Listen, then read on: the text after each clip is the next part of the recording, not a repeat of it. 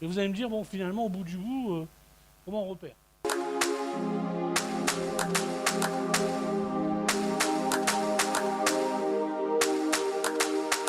Des retards à répétition, des emails sans réponse, une surconsommation de produits ou même des altercations entre collègues. Certains dysfonctionnements internes à l'établissement peuvent être liés à une maîtrise insuffisante des compétences clés, compétences socles essentielles à tout métier tout au long de la vie. Savoir identifier les agents de la FPH en difficulté avec ces compétences clés est essentiel, stratégique et nécessite de la préparation. On dénombre 8 compétences clés qui favorisent l'intégration sociale et dans l'emploi, mais aussi l'épanouissement personnel et la citoyenneté active. Par exemple, communiquer en français, utiliser des règles de base de calcul, maîtriser les usages fondamentaux du numérique ou encore respecter des règles d'hygiène et de sécurité élémentaires. Les besoins de formation aux compétences clés sont une réalité qui concerne généralement les personnels les moins qualifiés et les plus éloignés de la formation. Agents de bionettoyage, agents d'accueil, brancardiers, gestionnaires des stocks, agents de maintenance. Les personnels d'encadrement et des services RH ont ici leur rôle à jouer pour identifier les besoins de formation afin de soutenir et d'accompagner les personnes les plus vulnérables. Première étape essentielle, repérer les agents en difficulté avec l'écriture, l'expression orale, le calcul ou l'organisation. Ce repérage peut se dérouler de 3 façons. Des besoins exprimés par l'agent lui-même, constatés par l'encadrement ou alors supposés par l'encadrement. On parle ici de petites phrases prononcées au quotidien par un agent habitué à dissimuler ses difficultés avec les savoirs de base. « Désolé, je n'ai pas de stylo » ou « J'ai oublié mes lunettes » ou encore « Demander à quelqu'un d'autre ». Autant d'indices concrets auxquels peuvent s'ajouter un refus systématique d'aller en formation ou une mauvaise application des protocoles. Prenons l'exemple de Sylvain, ouvrier polyvalent de 40 ans en poste depuis plus de 20 ans. Une nouvelle procédure prévoit la mise en place d'un bulletin d'intervention qui nécessite de lire la demande, d'évaluer le délai d'intervention et de faire un retour par mail. Embarrassé, de plus en plus détaché de la vie du service, Sylvain n'arrive plus à exercer son métier correctement. Cette réalité a des conséquences sur l'organisation, le travail d'équipe, mais aussi sur Sylvain lui-même qui éprouve, sans jamais le dire, un sentiment de honte et d'échec personnel. Heureusement pour lui, son cadre a pris conscience de la situation et a abordé le sujet lors de l'entretien professionnel. Ensemble, ils ont fait le point sur ses difficultés et décidé que Sylvain suivrait une formation aux compétences clés afin d'améliorer sa maîtrise de l'écrit, la planification dans le temps, l'usage du mail, mais aussi le travail en équipe. De retour de formation, Sylvain est plus à l'aise et a regagné confiance en lui. Il redevient acteur de son évolution professionnelle, exerce son métier avec plus d'assurance et constate aussi des effets positifs avec ses proches.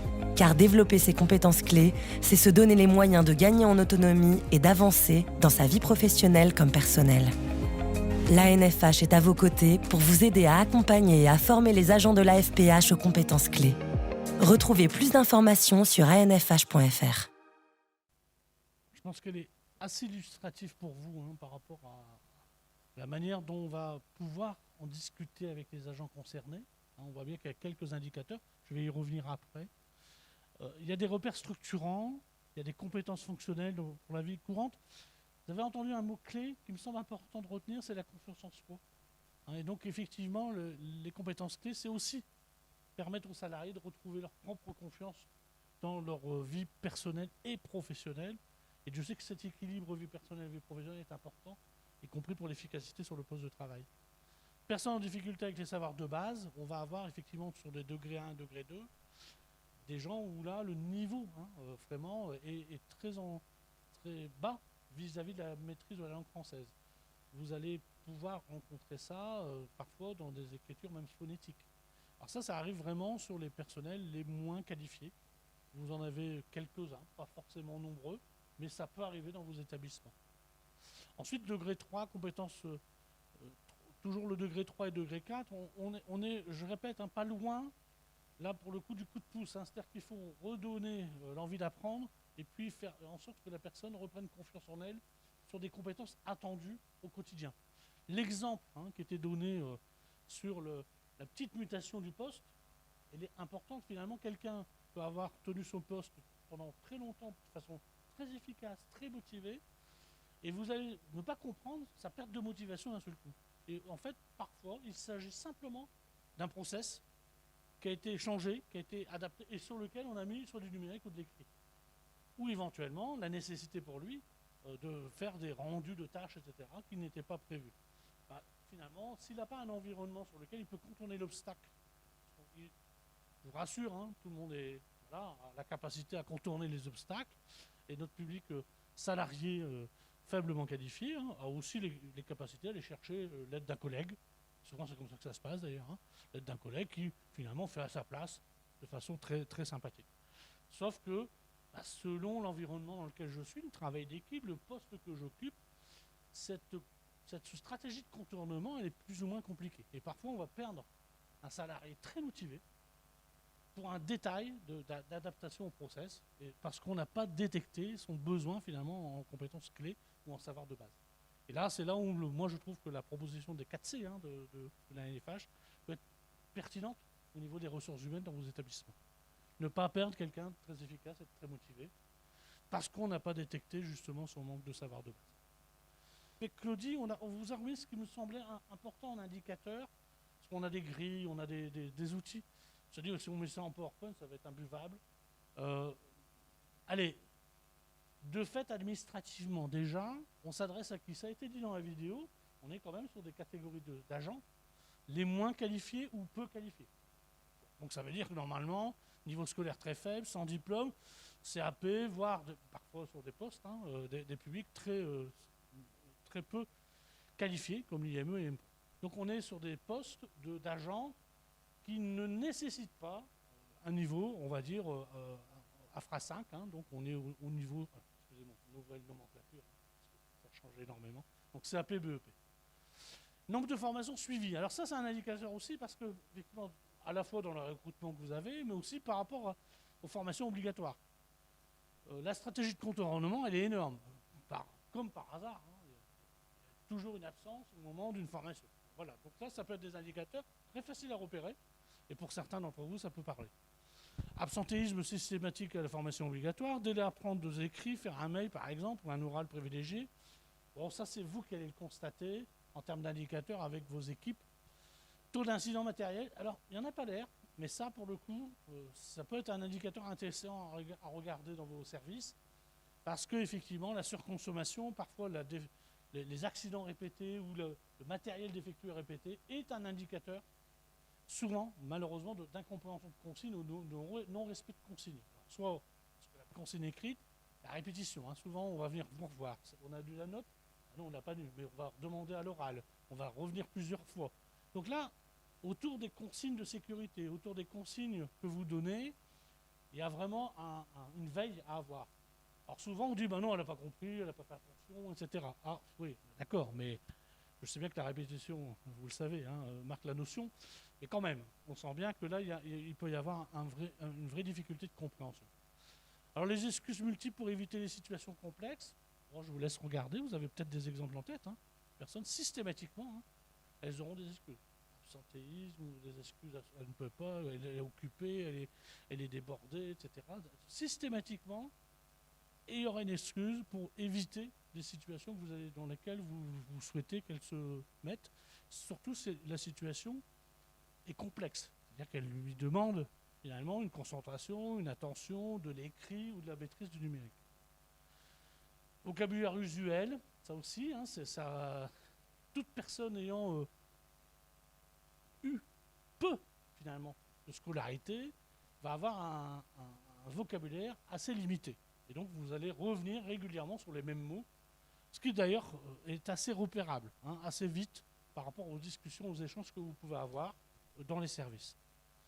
Difficulté de rédaction en direct. Alors là, bon, là, pour le coup, c'est même là où parfois c'est un peu brutal. Ça, c'est dommage. Et si on n'a pas repéré en avant, lors d'un entretien, vous donnez un document pour le remplir face à vous, là, vous allez vous apercevoir d'une difficulté. Alors, soit stratégie de contournement, là, c'est d'oublier mes lunettes, etc. Bon, ça, vous prenez. Hein.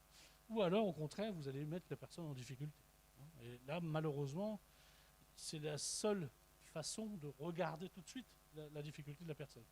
À éviter, parce que vous partez d'entrer négativement. Hein. C'est-à-dire que la personne sera blessée personnellement, parce qu'elle s'est révélée vis-à-vis de vous en difficulté. Et ça, c'est quelque chose qui est compliqué après à réparer en termes d'échange avec la personne positivement.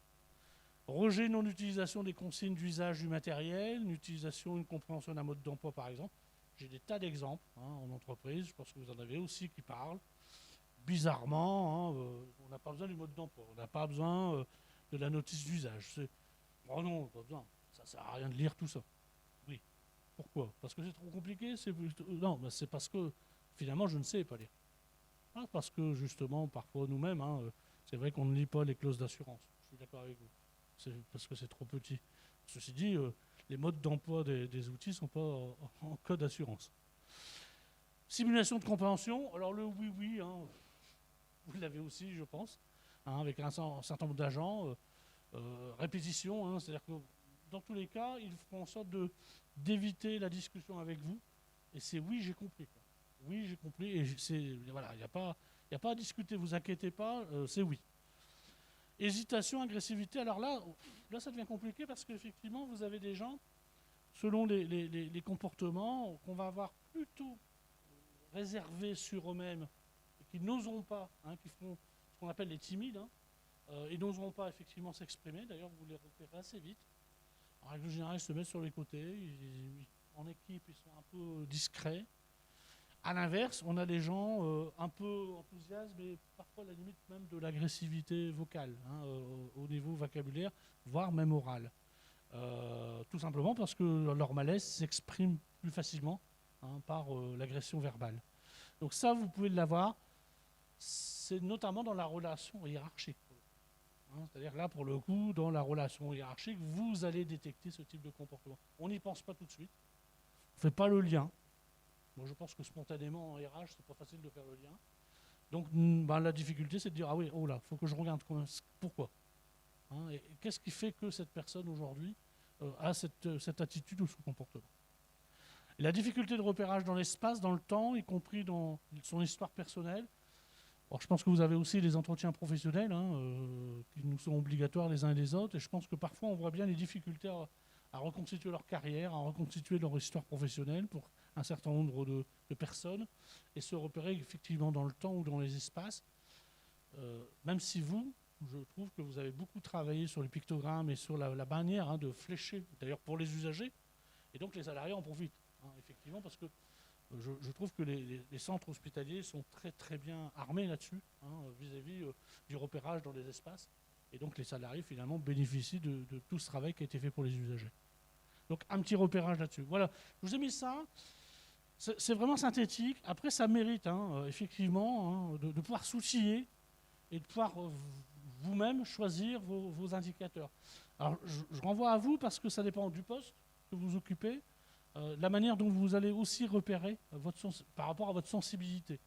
Je pense qu'il y a nécessité de votre part de pouvoir établir le dialogue avec les agents qui pourraient être concernés par les 4C, par les compétences clés et les savoirs de base.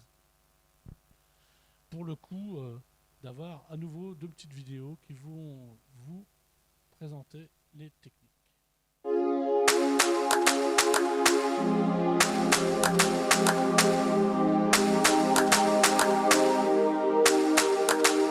Vous avez repéré un agent en difficulté avec les compétences clés et vous vous demandez comment aborder le sujet avec lui? Quel vocabulaire, posture et contexte privilégier? Voici quelques conseils à destination des personnels d'encadrement et des services RH pour mieux accompagner les agents vers une formation au savoir de base. Intéressons-nous au cas de Léonie. Cet agent de bio-nettoyage est en difficulté avec le calcul, les règles d'hygiène et l'expression écrite. Elle multiplie les erreurs sur la dilution des produits ménagers, l'interprétation des fiches d'activité ou le respect des mesures d'hygiène. Une situation difficile à gérer pour elle, pour son équipe et aussi pour Célia, sa cadre. Celle-ci l'invite alors à en discuter pour faire le point. Elle choisit de le faire pendant l'entretien professionnel, mais toutes les occasions sont bonnes pour échanger sur les compétences clés, y compris lors d'un rendez-vous avec le service formation de l'établissement. Célia veille tout d'abord à ne pas stigmatiser. Elle ne pointe pas du doigt les difficultés de Léonie, mais évoque plutôt ses capacités et les situations qui lui posent problème, comme lorsqu'elle intervient dans une chambre pendant des soins. Objectif de cette approche, instaurer un climat de confiance pour discuter avec Léonie de sa maîtrise des savoirs de base, Un sujet sensible qui fait souvent écho à des lacunes scolaires ou à des difficultés dans la vie quotidienne. En dédramatisant la situation, Léonie s'exprime plus facilement sur son parcours et ses difficultés.